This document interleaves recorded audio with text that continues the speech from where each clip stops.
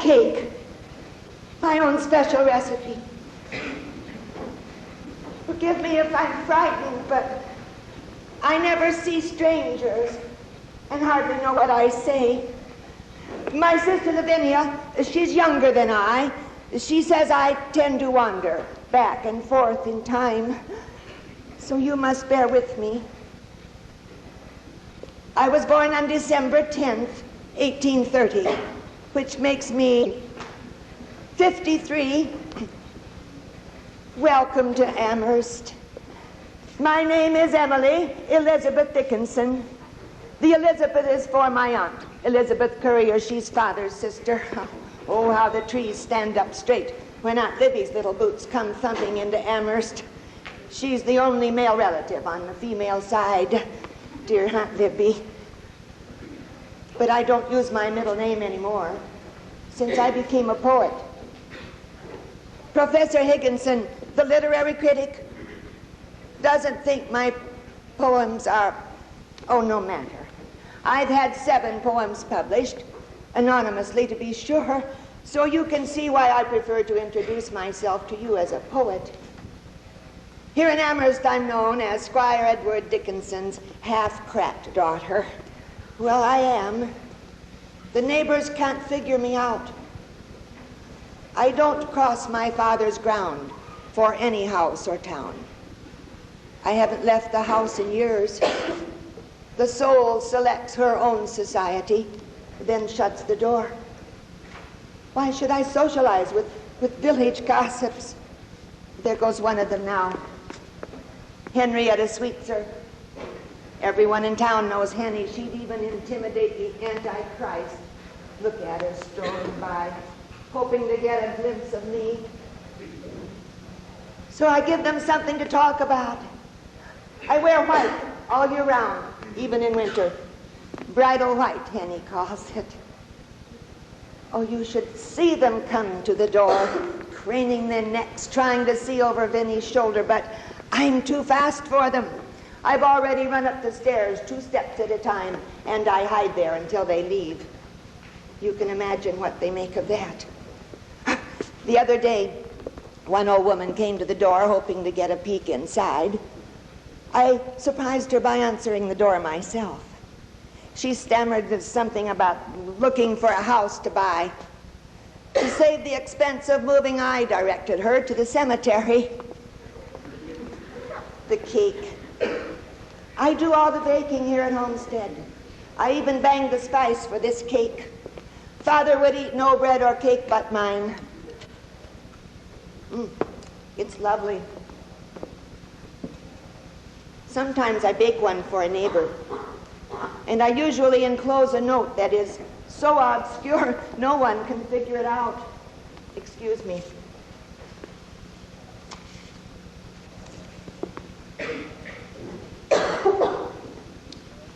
We must be careful what we say.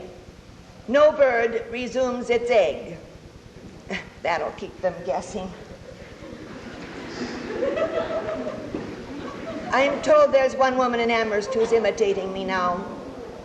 Probably Clarissa Cartwright. Just what Amherst needs, another eccentric. But I do love them, my menagerie. I guess every small town has to have its village character. And for Amherst, that's what I am. But do you know something? I've never told this to anyone else before, but I'll tell you. I do it on purpose. Yes. I enjoy the game. The white dress, the seclusion, it's all deliberate. But my brother Austin, he knows. He says, Emily, stop your posing. Austin knows me through and through as no one else does. Mother and father never understood me, and Vinny doesn't know me either. You see, Austin and I are unlike most everyone else, and therefore more dependent upon each other for delight. But I do think sometimes that the stories about me distress him. Well, in a way, the stories are true. Oh, I believe in truth, but I think it can be slanted just a little. Do you know what I'm saying? Tell all the truth, but tell it slant. Success in circuit lies, too bright for our infirm delight, the truth's superb surprise.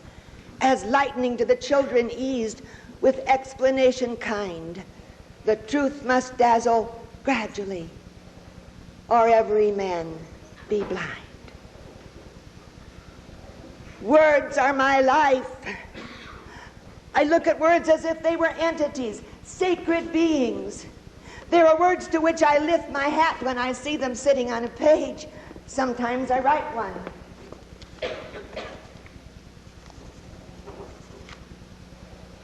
Circumference. And I look at its outlines until it begins to glow brighter than any sapphire.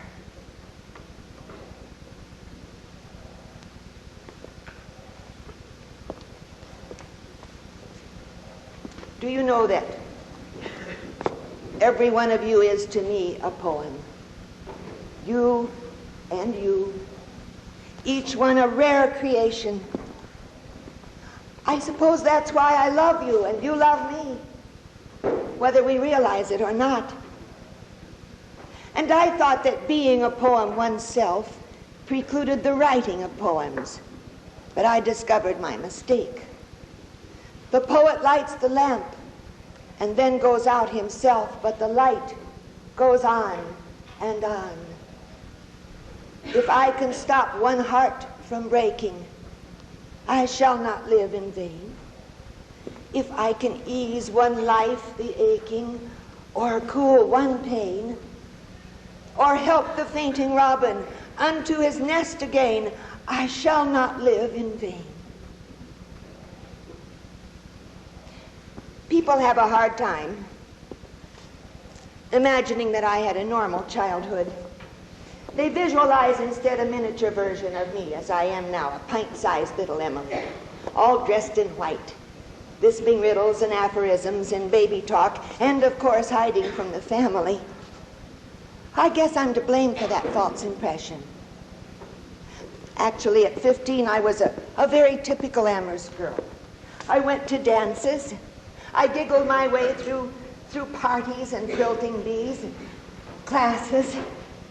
I was trying very hard to believe that I was a ravishing beauty. I was infatuated with one dashing young man after the other. Unfortunately, they didn't know it. Or if they did, they were much smarter than I gave them credit for.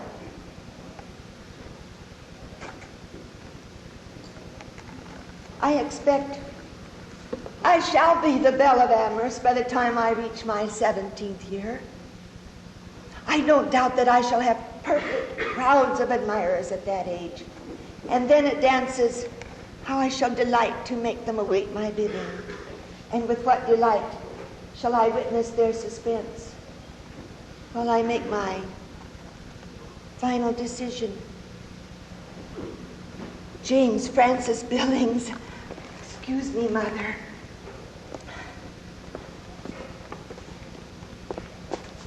My, what handsome whiskers. How have you been? Oh, yes, it's a delightful party. Thank you. Thank you. It's a Godey's Ladies Book pattern. Oh, thank you. Yes, August is a glorious month. Oh, yes, delicious refreshments. Did you sample the rhubarb cupcakes? I made them myself. Oh, you don't like rhubarb? Well, a lot of people don't like rhubarb, I guess. Oh, yes, I adore cooking. I simply can't get enough of cooking. Mother says that any man I marry will be... What? My sister as well. Yes, I'll tell her. Mr. Billings. Mr. Billings, how do you like going to Ipswich Seminary? Mr. Billings? It seems Mr. Billings found the pretty girl in yellow. Father's house and my garden, this is my world. And for my companions, I have the hills and the sundown. And my dog Carlo, large as myself, that my father bought me. They're better than beings because they know, but they don't tell.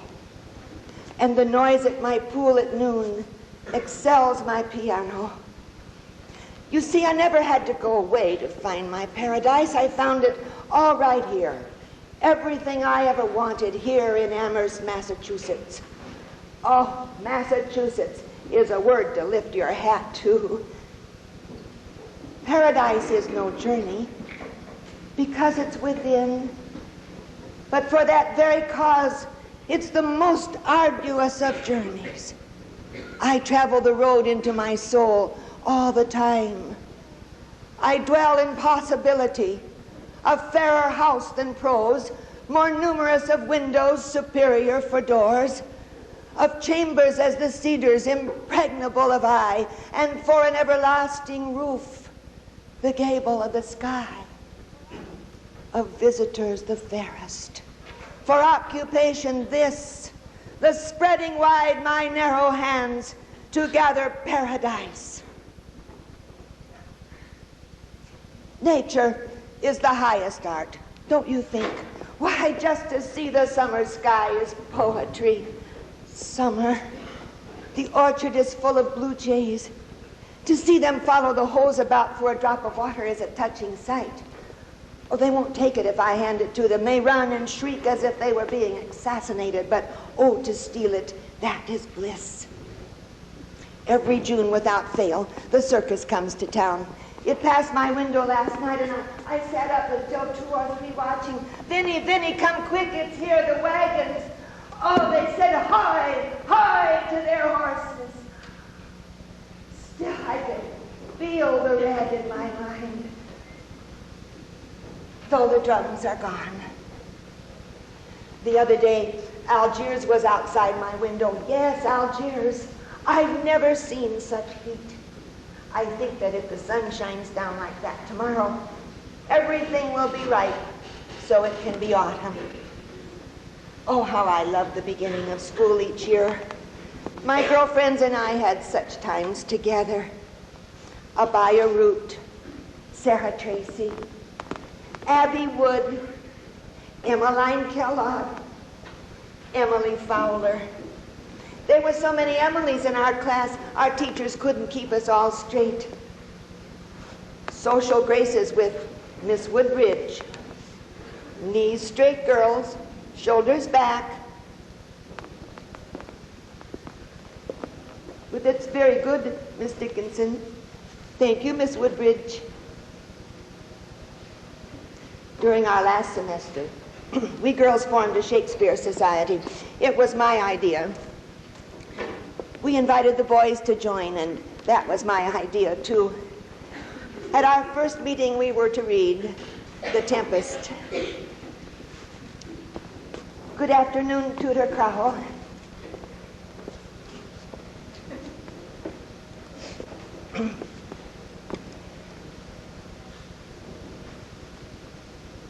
You want us to take our books and mark out the questionable passages? What do you mean questionable, Mr. Crowell? Decency. Well, what good is it going to do? I've already read them, and so has Jenny, haven't you girls? And besides, how do we dare edit Shakespeare?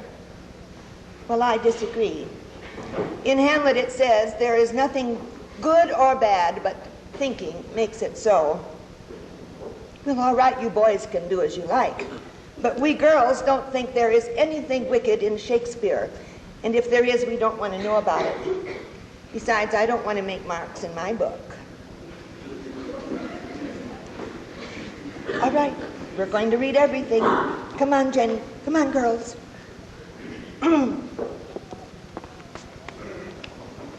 Monster, I do smell all horse piss, at which my nose is in great indignation.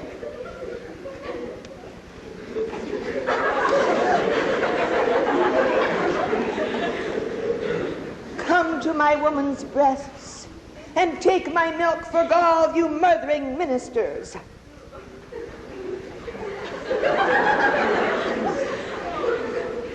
Ladies, shall I lie in your lap? Oh, no, my lord. I meant with my head in your lap. Oh, aye, my lord. Did you think I meant country matters? Oh, I think nothing, my lord. 'Tis a fair thought to lie between maids' legs. What is, my lord? Nothing.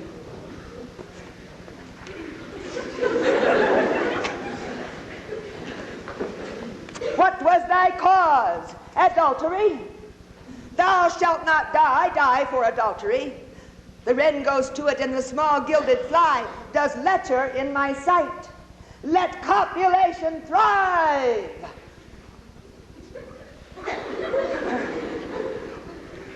How do you like that, Mr. Crowell? Our clock stopped this afternoon during a thunder shower. It made it seem like Judgment Day. Do you know that I didn't know how to tell time by the clock until I was 15? Father thought that he taught me, but I didn't understand. I was afraid to say I didn't, lest he find out. Can you imagine never knowing what time it is? Thank goodness for twilight. Father never kissed us goodnight in his life. I know he loved us, but he was, oh, so austere. Why, he hardly ever smiled. I remember when we went with him to the photographer to have his picture made, that poor photographer was trying so hard to be cordial and put Father at ease. He said, Squire Dickinson, would you mind smiling just a little? And Father said, I am smiling.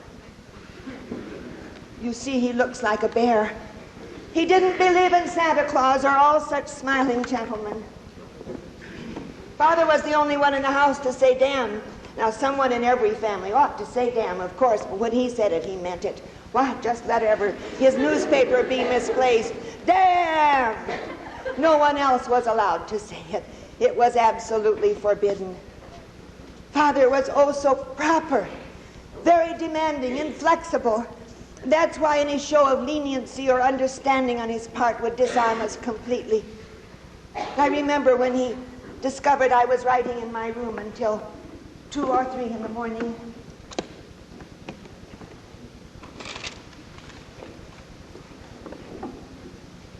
Oh, Father, I thought you were asleep. No, I don't know what time it is. 2 o'clock. Is it that late? But this is the only time the house is quiet, Father, except for Vinnie, and she snores like a poker and shovel and pair of tongs. Yes, I know you have a rule about early rising, but I haven't missed a morning yet, have I? Tired? I do? Well, I was writing, Father. Yes, good night. A poem? Now? Out loud? Yes, Father. To make a prairie, it takes a clover and 1 bee. 1 clover and a bee in reverie, and reverie alone will do if bees are few. Another one? Yes, Father, I do. I keep all of my finished ones here in this box. Excuse me.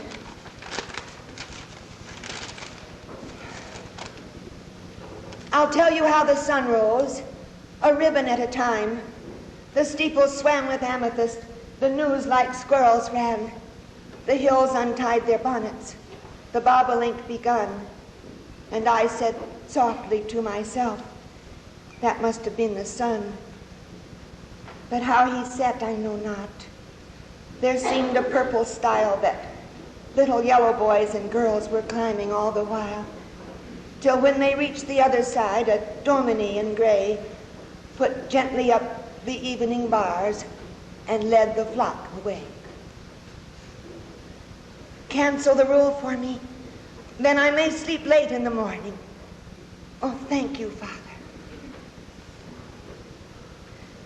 You see what I mean? He sometimes yielded when I least expected it. I don't think Father ever knew about my desire for publication. I don't remember him ever reading any of my poems. He didn't seem to have an aesthetic sense. I mean, he was so busy with his law practice and being treasurer of the college. But I remember one autumn night, we were all startled by the violent ringing of a church bell. Thinking of nothing but fire, we rushed out in the street to see. Vinny, Mother, come quick. The sky was a beautiful red, almost crimson with rays of gold and pink, constantly shooting out of a kind of sun in the center.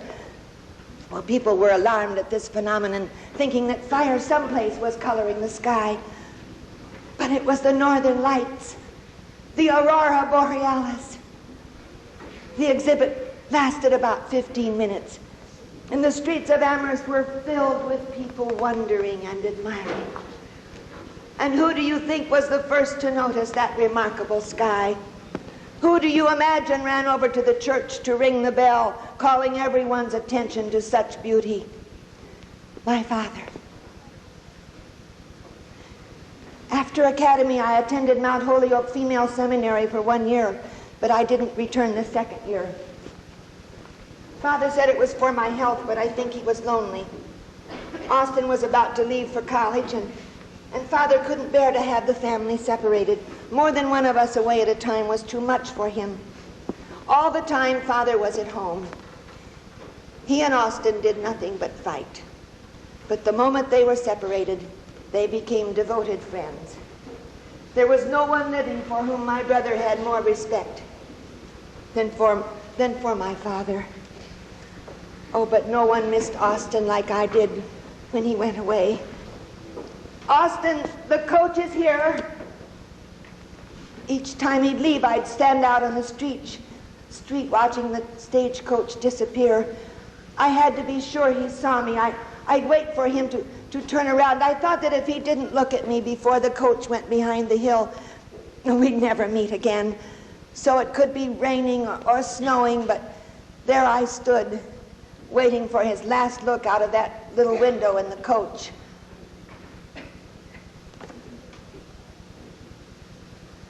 Those days seem far off now.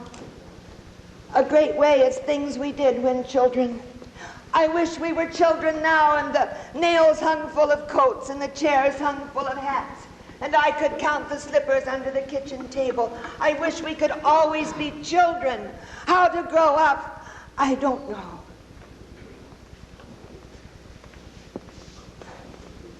What do you do with your evenings? Vinny and I read the Springfield Republican every night. I read aloud to her while she sews. Vinny has an odd liking for those stories of accidents where trains meet each other unexpectedly and gentlemen in factories get their heads cut off quite informally. Well, the author has such a sprightly way of relating them. Vinny finds them quite attractive. She was disappointed last night there weren't more accidents. Oh, here's one you love, Vinny. Train hits woman on Mill River trestle. Cornelia Snell, 57, Snell, was killed by the Belchertown Express as she tried vainly to free her foot, Vinny, from a railroad switch. Grover Putnam declared, by the time I saw the poor woman and her dog, it was too late. Yes, she leaves her husband, Noah L. Snell, and 8 children. 8 little Snells. The dog was saved. It jumped clear. Yes, it says, services were held already. Hambley and Son in Springfield. Some 60 attended. No Vinny. The casket was closed. She was hit by a train. Oh, isn't this sweet, Vinny? Her children are planting an evergreen near the spot.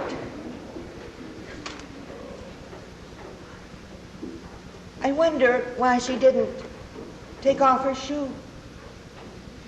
Well, I suppose she tried, but trains are so fast nowadays. Vinny's one big passion is cats. Unfortunately, mine is birds. Vinny, your cats are killing my birds. Blame the Creator, blame your cats. I swear I'm going to find assassins for them.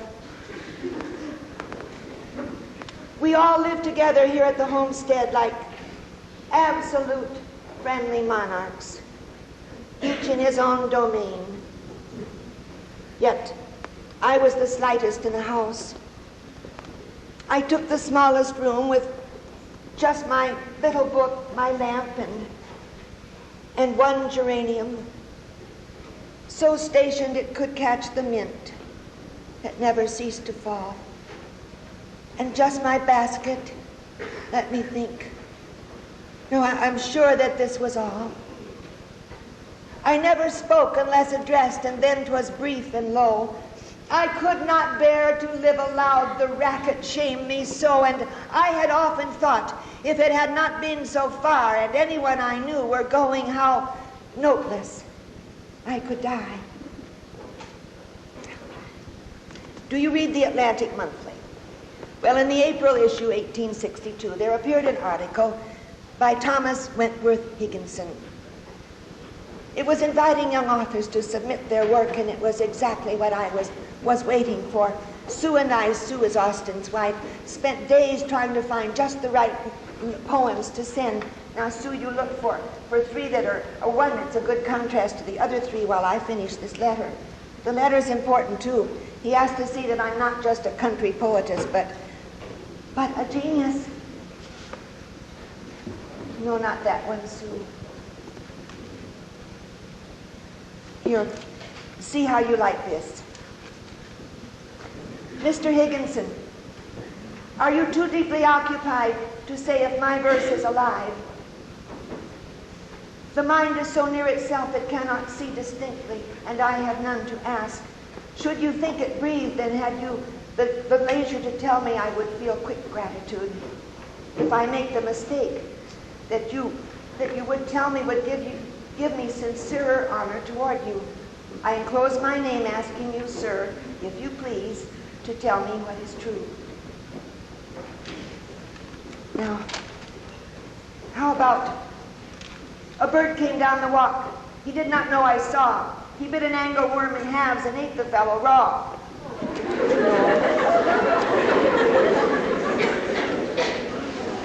The pedigree of honey does not concern the bee.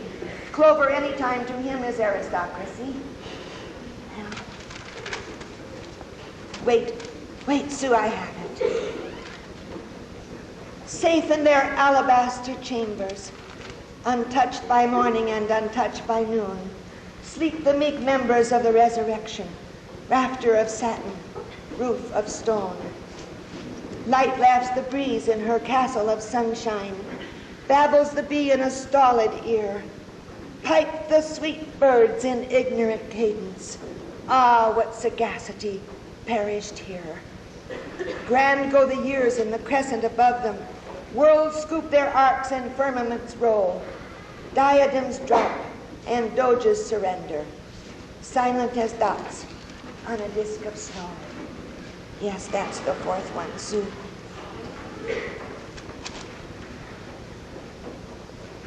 Mr. Higginson answered my letter, not in the way I had hoped. I thanked him for the surgery. It was not as painful as I had expected. He asked to see more poems, and I sent them. I wrote to him often, even began calling him my preceptor and myself his scholar. 8 years of correspondence. 8 years of putting my hopes on the shelf. And then when I was 40, the incredible happened. Thomas Wentworth Higginson was coming to Amherst, face to face at last. Now we can accomplish something. He says he'll be here the 16th. Oh, dear friend, I shall be at home and glad.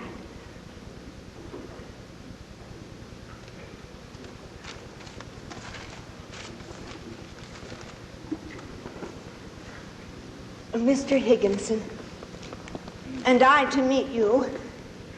How long are you going to stay? I mean, why has it taken 8 years? Oh, I know you've been busy. And you were away in the war, the Civil War, wasn't it? War is so oblique to me, I can't grasp it. My wars are laid away in books. But now to the real purpose of your visit. I've been waiting to hear from your own lips what you're planning for my poems. Here, these are the first four, and these are the later ones. Now, this one, I'll tell you how the sun rose. This was Sue's choice. Sue is my sister-in-law. That's her house right over there. It wasn't what I would have chosen, but perhaps for publication it is more appropriate, but you'll be the best judge of that. Now, I have many more. Oh, many, Mr. Higginson. Well, over 1,000 you've never even read. Enough for several volumes, I should think. Oh, and I would prefer Morocco bound. I'm sorry, Mr. Higginson. I'm not giving you a chance to say anything. But could you tell me how to grow? Or is it unconveyed, like melody or witchcraft? Oh, no matter. Please feel free to choose any poems you think would be good in a printed collection. And as for publishers, I'll trust in your judgment. After all, you are my preceptor. But my meter is new, experimental, not spasmodic. Bad rhymes. Oh, if I could only make you understand. Uncontrolled. But Mr. Higginson, if I try to organize, my little force just explodes. But surely a publisher will. Surely.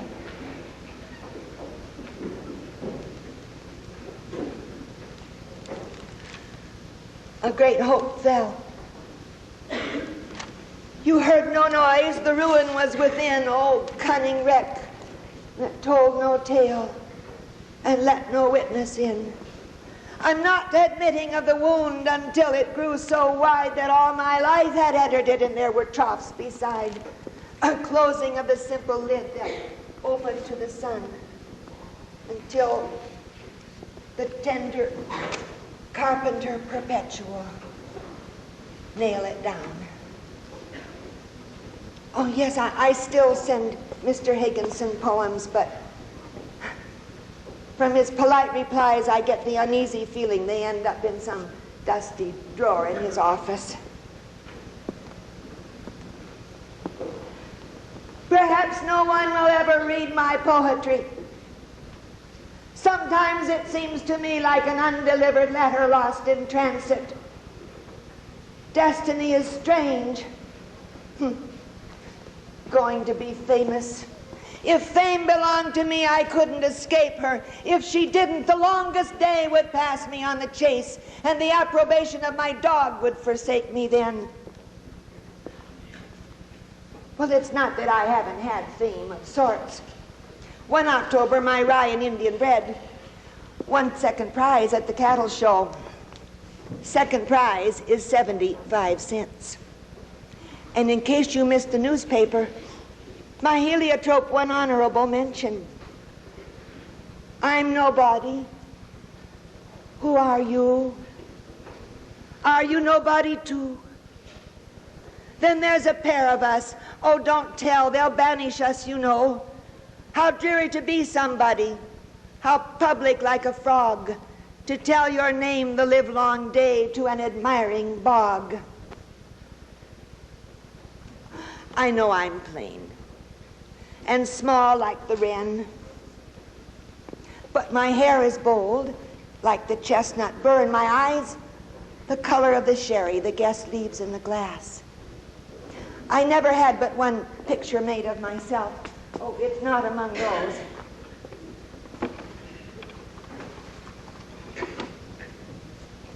This daguerreotype. I was 17. Plain is not a word to lift your hat to. Oh, the neck ribbon, that's Vinnie's touch. She made it herself. Oh, I know what they say. Poor Emily, the only kangaroo among the beauties. But I'll have you know that, plain or not, I had more than one suitor, and they were all married and older than I.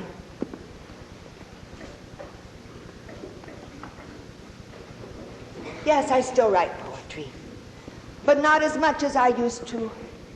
There are so few listeners, and And those who should be the best listeners, like Professor Higginson, are deaf. But even yet, when I see a tall, pale snowstorm stalking across the fields and bowing at my window, I find I must translate my feelings into poetry. Sometimes I put both hands against the window and try to think how birds fly and imitate and fail. I could make a balloon out of a dandelion, but the fields are gone. 8 Junes ago, my father died, and a year later, my mother died. Home has never seemed like home since then. You must hold your parents tenderly, for the world will seem a strange and lonely place when they're gone.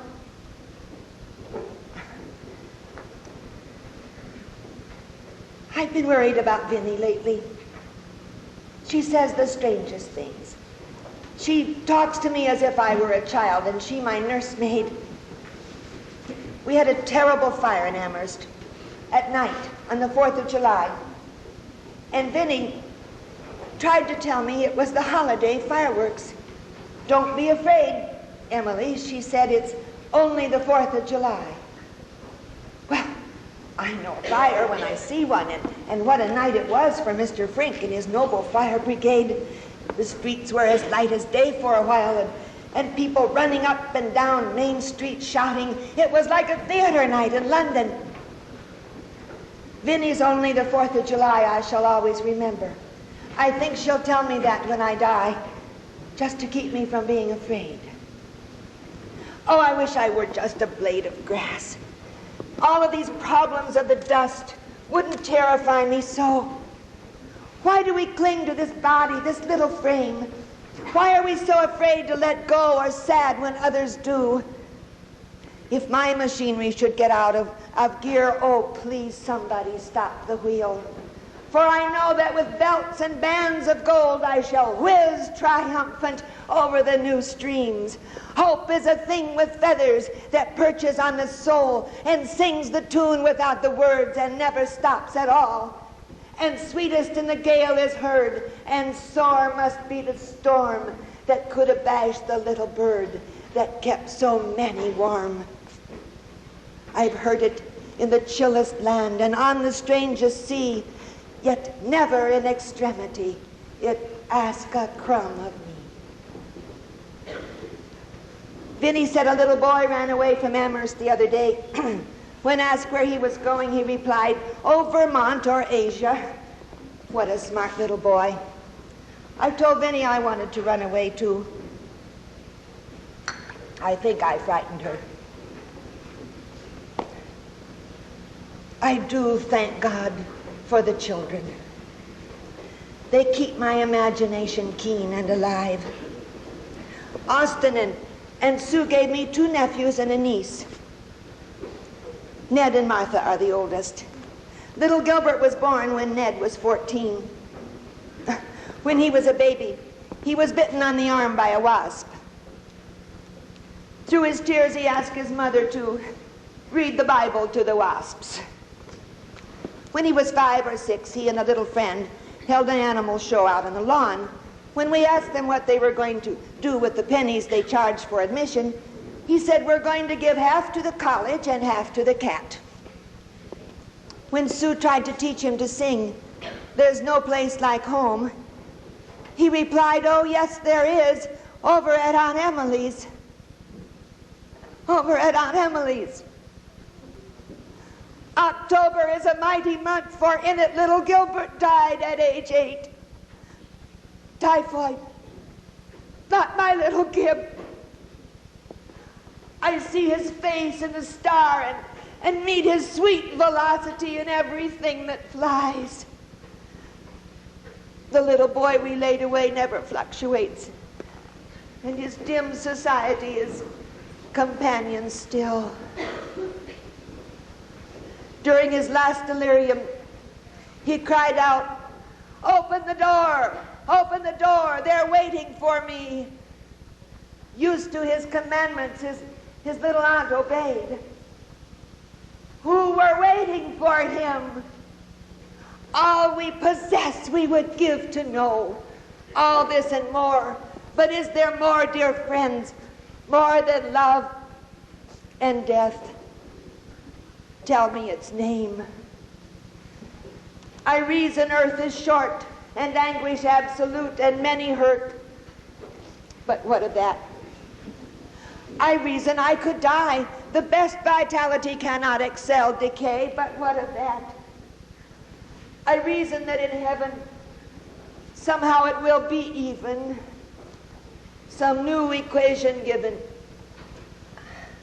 But what of that? I've had a curious winter, very swift, sometimes sober. I haven't felt well much, and March amazes me. I didn't think of it, that's all. I hayed for the horse 2 Sundays ago, but it snowed since. But now the full circle of seasons, and spring is arrived, though delayed. But I would eat evanescence slowly. The lawn is full of south, and the odors tangle. And did you hear today for the first the river and the tree? Spring is a happiness so beautiful, so unique, so unexpected. I don't know what to do with my heart. I dare not take it, and I dare not leave it. What do you suggest? What flower did Gilbert plant on, Austin plant on little Gilbert's grave? Oh yes, lily of the valley. When it comes my turn, I want a buttercup. Surely the grass will give me one. I told Vinny I want to be put in a small white coffin, carried out the back door of the homestead, through my garden and father's barn, over the fields of Amherst to the burial ground. And for my requiem, that phraseless melody the wind does. I can just hear Vinny say, "Don't talk like that, Emily." But I say, "Don't be afraid, dear Vinny. It's only the 4th of July." I wonder if I ever dreamed, or if I'm dreaming now. I can't tell how eternity seems. It sweeps around me like a sea. The world is such a little place, just the red in the sky before the sun rises. So let us keep fast hold of hands, please, that when the birds begin, none of us be missing. The name they laid upon my face with water in a country church, Emily Elizabeth, is finished using now. And they can put it with my dolls and my childhood and the string of spools I've finished threading. Because I could not stop for death. He kindly stopped for me. The carriage held but just ourselves and immortality. He slowly drove, we knew no haste, and I had put away my labor and my leisure too for his civility. We passed the school where children played, their lessons scarcely done. We passed the fields of gazing grain, we passed the setting sun. We paused before a house that seemed a swelling in the ground. The roof was scarcely visible, the cornice but a mound. Since then 'tis centuries, but each seems shorter than the day I first surmised the horses' heads were toward eternity. It's almost 11 o'clock, and I promised Vinny I'd peel the apples for lunch.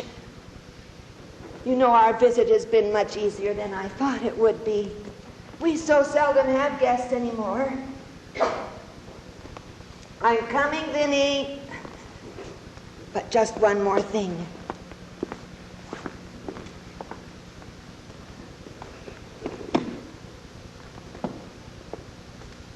This is my letter to the world that never wrote to me.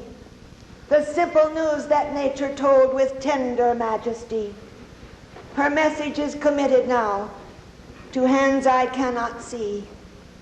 For love of her sweet countrymen, judge tenderly of me. And the next time we meet, I'll give you my recipe for black cake, and And for gingerbread, gingerbread is a word to lift your hat to.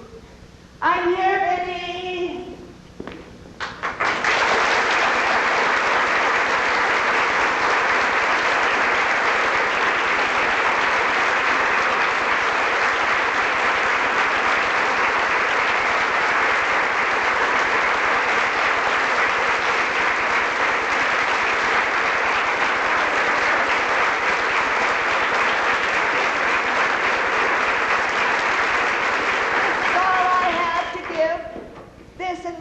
Beside this in my heart and all the fields and all the meadows wide.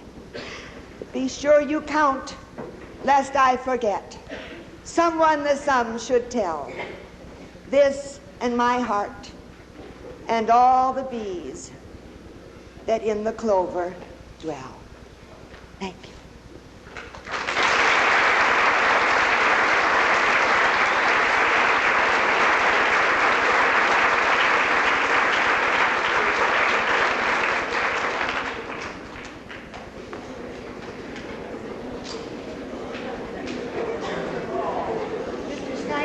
So afraid I'd go.